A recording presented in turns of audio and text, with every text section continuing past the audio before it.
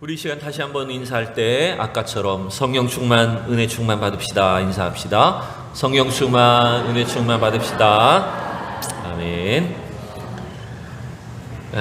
오늘은 6.25 전쟁이 일어난 지 정확하게 73주년이 되는 날입니다.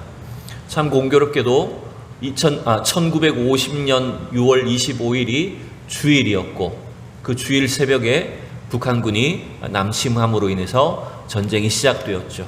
그리고 또 73년이 되는 오늘 주일도 6월 25일 정확하게 주일을 맞이했습니다. 그래서 오늘 우리는 이 6.25 기념 주일로 지키고, 또 많은 한국교회와 여러 교단들은 이 6월달을, 또 6.25가 있는 이 주간을 순교자 기념 주간으로 지키고 있습니다. 여러분, 왜 그럴까요? 왜 우리가 이 6.25를 기억하고 또 신앙의 선조들을, 순교자들을 기념을 해야 될까요? 그것은 바로 오늘 우리가 살고 있는 이 사회와 이 나라가, 또 우리의 생명도, 또 교회도 여러분, 그 전쟁의 참상 속에서 나라와 민족을 위하여 목숨을 바치셨던 그 순교자들, 그들의 희생과 헌신이 있었기 때문에 가능한 것입니다. 여러분, 우리의 신앙과 교회도 마찬가지입니다.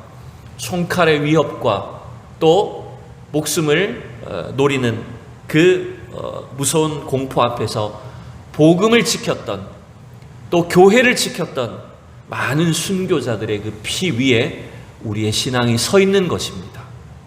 여러분, 이 은혜를 우리가 오늘 이 주일을 통해서 기억하고, 또 우리도 우리에게 주어진 이 생애를 어떻게 살아야 될지를 새롭게 결단하는 이 복된 주일이 될 수 있기를 축원합니다. 사실 6.25 전쟁이 벌써 73주년이 되다 보니 우리가 그 전쟁을 겪으신 분들이 사실은 많이 없으십니다. 그래서 제가 주일을 설교를 준비하면서 이런 마음도 있었어요. 우리 교회 가장 연장자가 되시는 조남기 집사님 같은 분들을 한번 제가 인터뷰를 해서, 그때 집사님 6.25 때 몇 살이셨어요? 우리 집사님 귀가 좀 어두우시지만 15살이셨으니까 기억하실 거 아닙니까? 아기 때였으면 다 기억 못 하시지만 이미 10대 중반이셨기 때문에 아마 집사님은 그때 무슨 일이 있었는지, 어떤 경험을 하셨는지 아마 그 기억을 갖고 계실 것 같아요. 제가 이번에는 준비 못했지만 다음에는 꼭 우리 집사님 한번 인터뷰를 해서 영상으로 만들어서 좀 기억하는 시간을, 생생한 증언을 듣는 그런 시간을 한번 가지면 좋을 것 같습니다. 우리가 잘 모르지만 또 익히 들어왔지만 잘 알지 못하는 6.25 때의 그 역사를 한번 되짚어보면, 국방부에 제가 도움을 좀 받았습니다. 국방부 자료입니다. 6.25 전쟁이 여러분 1950년 6월 25일 새벽 4시에 북한 인민군의 폭풍이라고 하는 남침 암호를 통해서 전쟁이 발발하게 됩니다. 당시 38선의 11개 지점 전역에서 인민군이 남침함으로 인해서 벌떼같이 여러분 남한으로 밀려들게 됩니다. 불과 여러분 3일 만에 6월 28일 날에 서울이 함락됩니다. 전쟁 발발 3일 만에 서울이 점령되고요. 그 다음에 이 점점점 밀려 내려가서 유엔과 또 국군은 8월 1일에 불과 한 달여 지난 시점에 낙동강 전선을 구축을 합니다. 여기는 이제 무너지면 안 된다. 왜냐하면 계속해서 밀렸기 때문에 수도가 서울에서 대전으로 옮겨지고 대구로 옮겨지고 부산으로 옮겨지면서 이제 마지막 최후의 보루, 최후의 전선이 낙동강이 되었던 것입니다. 그래서 여러분, 이게 9월 달까지 이렇게 완전히 낙동강까지 밀리게 되고요. 그 다음에 다행스러운 것이 뭐냐면 9월 15일에 유엔군이 대규모로 참전을 하면서 인천 상륙작전이 시작이 됩니다. 그게 9월 15일이었어요. 그래서 그 인천 상륙작전이 성공함으로 인해서 북한군의 허리를 자르게 되고, 그 다음에 불과 12일 만에 다시 서울을 탈환해가지고 적들을 이제 북쪽으로 밀어내게 됩니다. 근데 또 그 다음에 10월 25일에는 26만 명의 중공군이 전쟁에 또 참전을 합니다. 그래서 또다시 서울로 밀리게 되고, 이게 이 밀고 밀리는 치열한 전투가 여러분 무려 3년하고도 1개월 동안 지속이 되었습니다. 그래서 이 3년이 넘는 전쟁으로 인해서 이 나라는, 이 한반도는 엄청난 피해를 입고 1953년 이제 7월 27일에 휴전협정을 맺으면서 전쟁이 중단이 되게 됐습니다. 전쟁이 준 희생은 엄청나게 컸습니다. 요 숫자하고 좀 다르지만 죽거나 다치거나 실종된 숫자가요, 국군은 62만 명, 유엔군은 16만 명, 북한군은 93만 명, 중공군은 100만 명. 여러분, 민간인도 250만 명이 죽거나 다쳤고, 이 당시에 전쟁고아는 10만 명이 있었고, 미망인들은 30만 명이 있었고, 그리고 가족과 헤어진 이산가족은 여러분 무려 1000만 명이 남게 됩니다.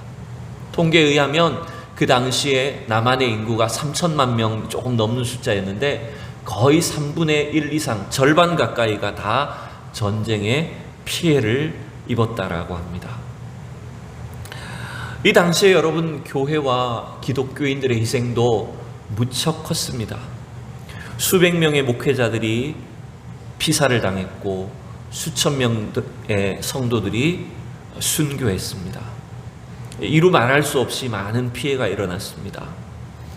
6.25 전쟁 당시에 기독교인들이 집단 학살당하는 현장이 많았는데, 한 군데만 말씀드릴게요. 우리 가까운 저 충남 논산에 있는 병촌교회라고 하는 교회에는 1살짜리부터 육순에 이르는 노인들까지 60여 명의 교인들이 집단 학살을 당했습니다. 이런 일들이 전국에 비일비재했어요. 왜? 교회를 지키려고, 신앙을 지키려고 하다가. 그 엄청난 희생 덕분에 오늘 우리는 이렇게 자유로운 나라에서 하나님을 섬기고 신앙생활하고 있는 것입니다. 이 비극적인 전쟁이 일어나서는 안 되지만, 이 전쟁과 같은 고통과 희생 때문에 어쩌면 우리는 지금과 같은 이 자유를 누리고 교회를 섬길 수 있는, 하나님을 섬길 수 있는 은혜를 입었다는 것을 여러분 기억하셔야 됩니다. 그래서 오늘 우리는 이 6.25 기념주의를 지키면서 이러한 순교자들의 신앙을 기억하고 그 믿음을 따라서 우리의 남은 생애를 따라갈 수 있도록 결단하는 우리 모두가 될 수 있기를 축원합니다. 여러분, 이 한자로 순교라고 하는 이 말은 이런 뜻을 담고 있어요. 자기가 믿는 신앙을 지키기 위해서 죽음을 맞이하는 겁니다. 순교자는 뭡니까? 그러면 자기가 믿는, 자기가 따르는 신앙을 지키기 위해서 목숨을 바친 사람을 말합니다. 이 한자에서 이 순자는요, 아주 고결한 희생, 거룩한 죽음을 말할 때 쓰는 단어예요. 그래서 나라를 위해서 죽임을 당한 사람을 뭐라고 하죠? 순국자라고 하죠. 또 자신의 직무를 다하다가 죽으신 분들을 순직이라고 이렇게 표현을 합니다. 그런데 여러분, 이 한자어의 의미와는 다르게 성경은 이 순교라고 하는 단어가 조금 독특한 뜻을 담고 있습니다. 성경에서 여러분, 이 순교 혹은 순교자라고 하는 단어는 말투리온 같은 어근의 마르투스라는 단어로 되어 있어요. 근데 여러분, 원래 이 단어의 의미는 여러분 뭐냐면 증인입니다. 그러니까 순교는 증언이고 순교자는 증인이라고 하는 뜻이에요. 그러니까 처음부터 순교라는 의미는 사실 없었어요. 근데 왜 성경은 이게 점점 기독교 역사 속에는 이 증인이 순교자가 됐을까요? 그 예를 보여주는 게 있어요. 여러분, 사도행전 22장 20절 우리 같이 한번 소리 내어서 큰 소리를 읽어보겠습니다. 시작. 또 주의 증인 스데반이 피를 흘릴 때에 내가 곁에 서서 찬성하고 그 죽이는 사람들의 옷을 지킨 줄을 그들도 아나이다. 여러분, 우리가 예루살렘 교회 최초의 순교자 중에 한 사람이 누구예요? 바로 스데반 집사님이셨어요. 근데 스데반 집사님을 지금 사도행전 22장 본문에서는 뭐라고 표현하고 있습니까? 주의 증인 스데반이라고 말합니다. 이게 바로 마르투스란 단어예요. 근데 왜 증인이 그럼 순교자가 됐냐면 바로 복음을 위해서 목숨을 바쳤기 때문이라는 겁니다. 그래서 초대교회에는요, 복음을 위해서 목숨을 바친 성도들 때문에 당연히 증인은 순교자로 생각을 했습니다. 증인하면 순교자라고 하는 인식이 딱 박히게 돼버린 거예요. 그래서 그 다음부터는 자연스럽게 증인이라는 단어는 순교자라는 단어와 동일하게 쓰이게 된 겁니다. 여러분, 스데반 집사님뿐만이 아니죠. 초대교회 모든 사도들과 그리고 그들의 신앙을 이어받았던 수많은 신앙의 선조들은 다 그 믿음을 지키기 위해서, 복음을 위해서 목숨을 바쳐 증언자들이 되었습니다. 그래서 그들은 주의 증인이며 복음의 증인이며 당연히 복음을 위한 순교자들이었다라고 하는 것이죠. 여러분, 오늘 우리가 읽은 이 본문 요한계시록 2장 8절에서 11절은 어느 교회를 향해 주신 말씀이라고 되어 있습니까? 2장 8절에 보시면 어느 교회요? 서문화 교회의 사자에게 편지하라, 이렇게 되어 있어요.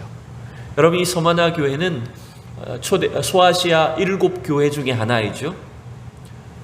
그런데 오늘날 이 서문화 교회는 어디 있냐면 터키의 튀르키아라고 하죠. 터키의 이즈미르라는 동네입니다. 이 지명이 약간 발음을 다르게 해서 터키의 오늘 이즈미르라고 하는 그 남동쪽 해안 도시가 이 서문화입니다. 이 서문화 교회에 쓴 편지인 이 내용처럼 실제로 이 서문화 교회의 감독이었던 폴리캅도 155년에 순교를 합니다. 155년 2월 23일에 이 폴리갑은 로마 황제의 핍박에 타협하지 않고 믿음을 지키다가 화형을 당해서 죽습니다. 제가 전에도 한번 이 폴리갑에 대해서 말씀드린 적이 있는데, 이때 로마 관리들은 폴리갑을 회유를 시도했다고 합니다. 뭐라고 회유를 했냐면, 너 예수 그리스도 부인하면 살려주겠다. 쉽게 말하면 예수 안 믿는다고 하고 예수를 욕하고 그렇게 말만 하면 너를 살려주겠다라고 이렇게 회유를 합니다. 이때 폴리갑은 이렇게 대답합니다. 나는 지난 86년간 주님을 섬겨왔는데 주님은 한 번도 나를 모른다고 하신 적이 없다. 그런데 내가 어떻게 주님을 모른다고 할 수 있겠느냐. 이렇게 석방 기회를 거부하고 폴리갑은 순교를 하게 됩니다. 폴리갑뿐만 아닙니다. 이후에 여러분, 이 서문화 교회는 수없이 많은 성도들이 로마 황제들의 핍박에 의해서 거의 200여 년 가까이 로마가 국교화가 될 때까지 순교를 합니다.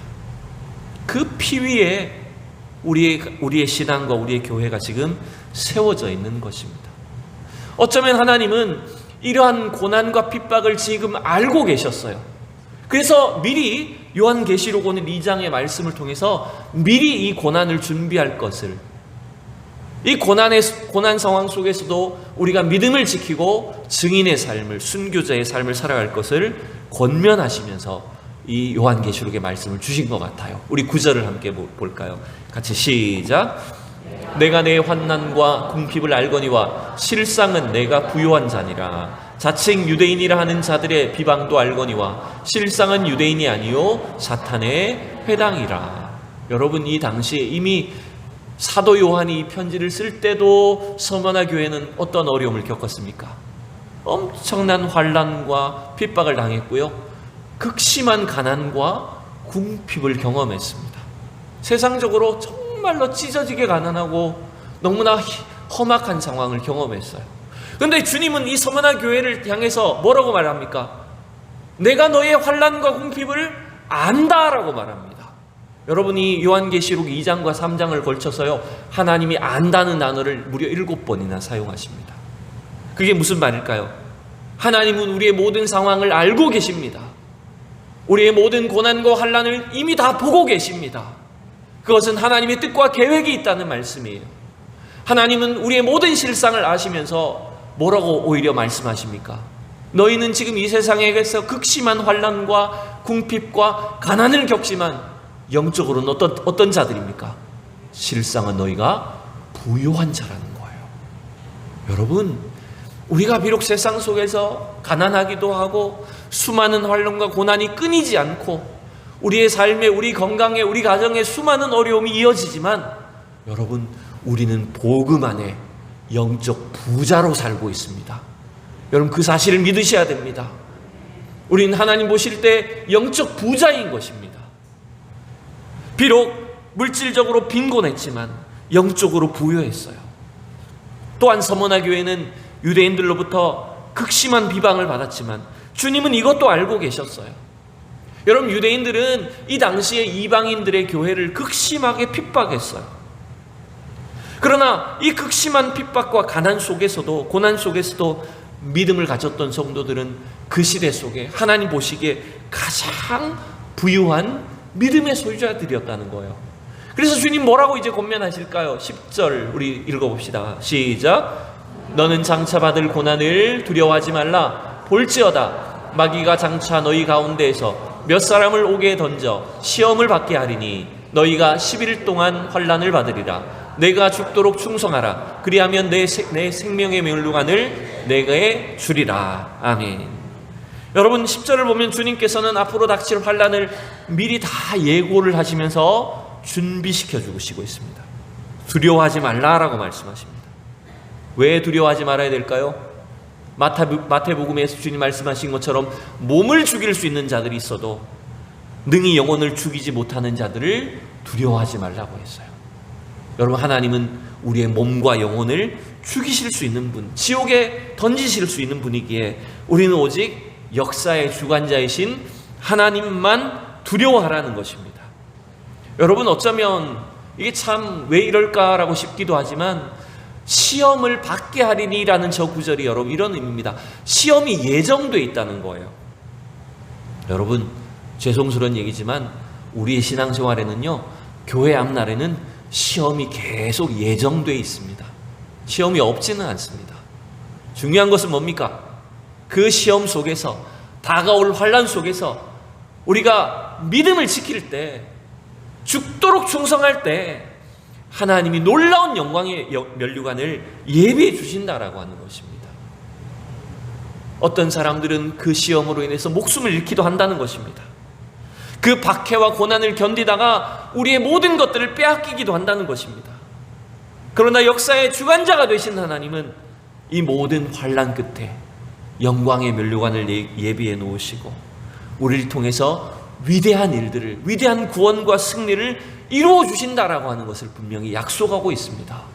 그 결과가 오늘 이 대한민국이고 그 결과가 바로 우리의 교회이고 우리의 신앙인 줄로 여러분 믿습니다. 여러분, 그래서 주님도 우리에게 동일하게 권면하시는 것입니다.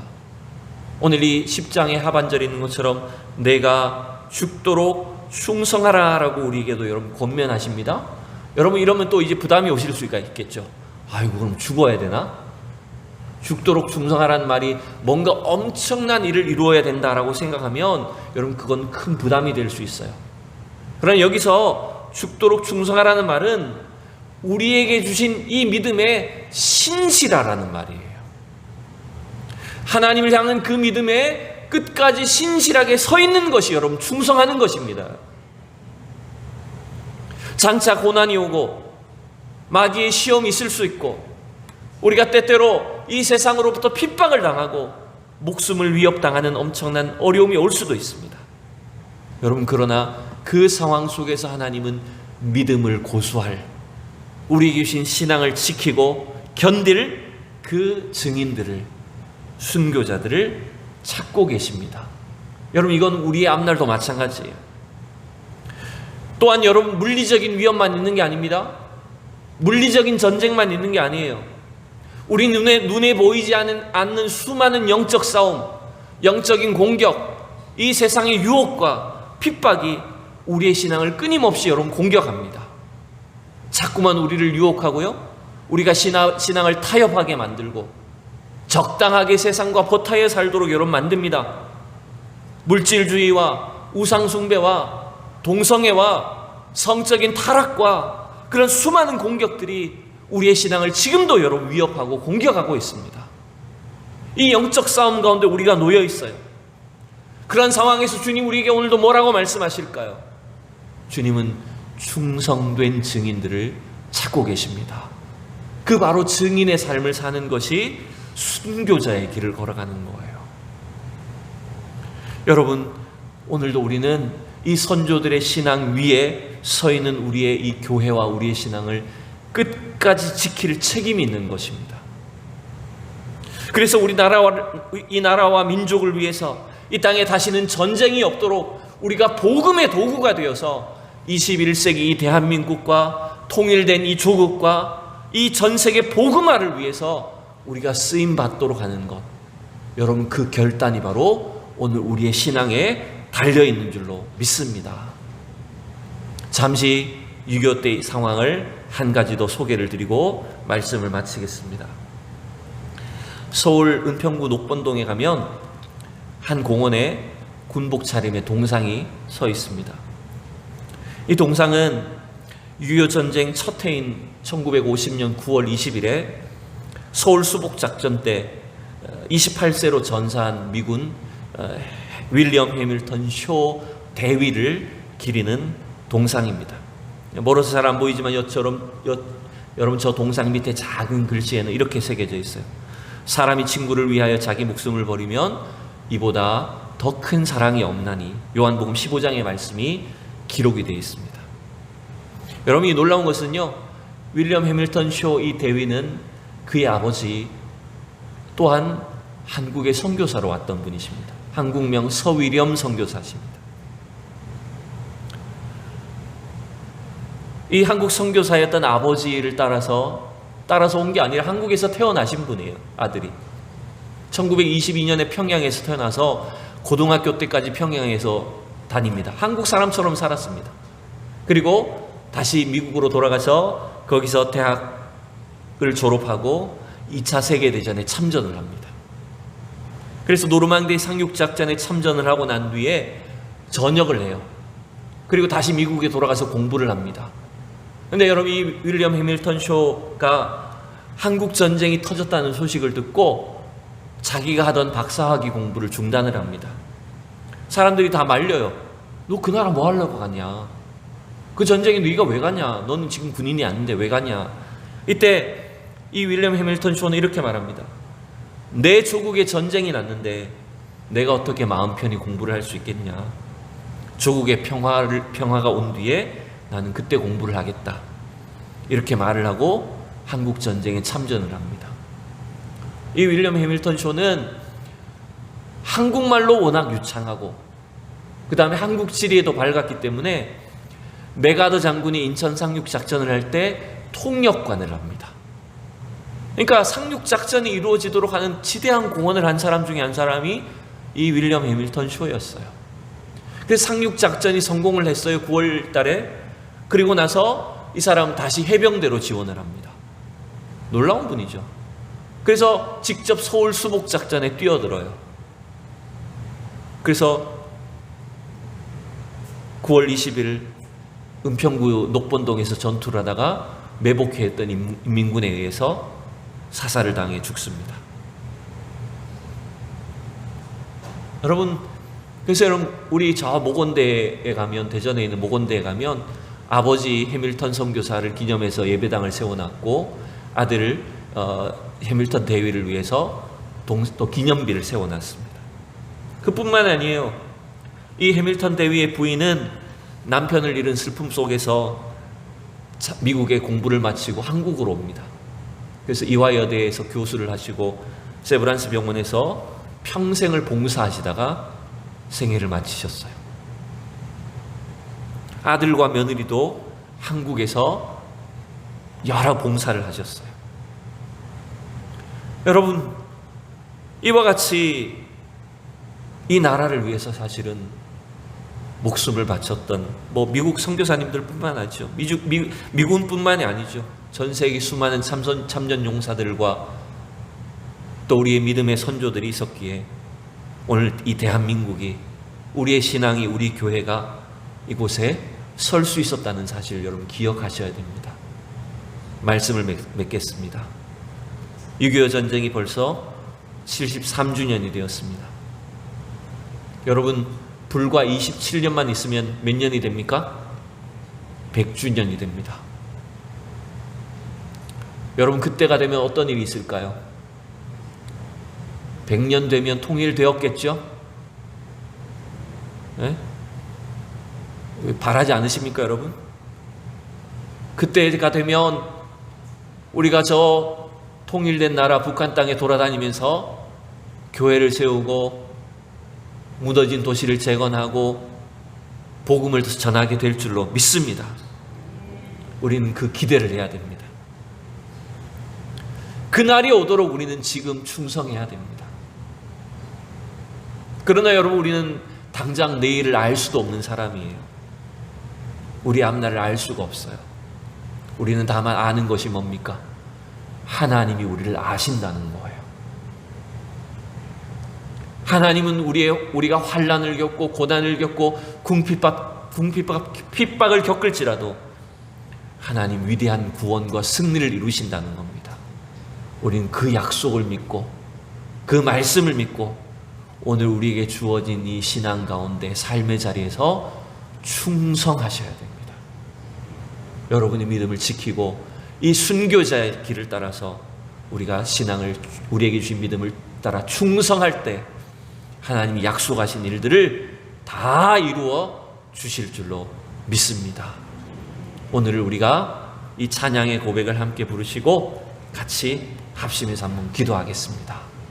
여러분, 우리 순교자의 신앙을 따라 우리도 믿음을 지킬 수 있도록 이 찬양을 함께 부르시고 합심해서 함께 기도하고 축도함으로 예배를 마치도록 하겠습니다.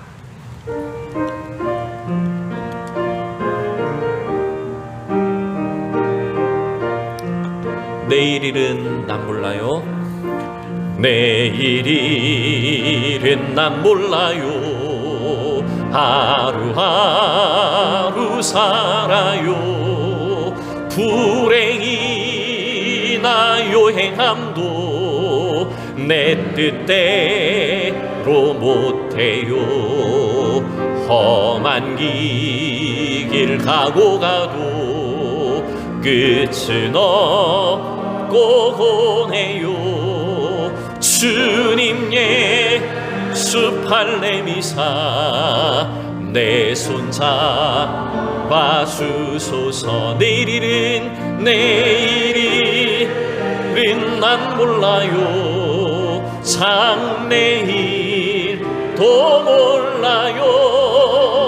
아버지 연할 붙드사 평탄한 길 주옵소서. 좁은 이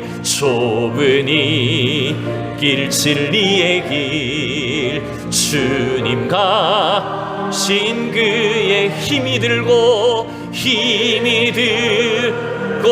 어려워도 찬송하며